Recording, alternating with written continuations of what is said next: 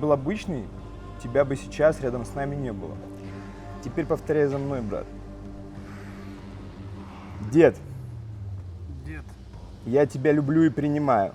я тебя люблю и принимаю. Дедушка, Дедушка, прости меня, и я тебя прощаю. прости меня, я тебя прощаю.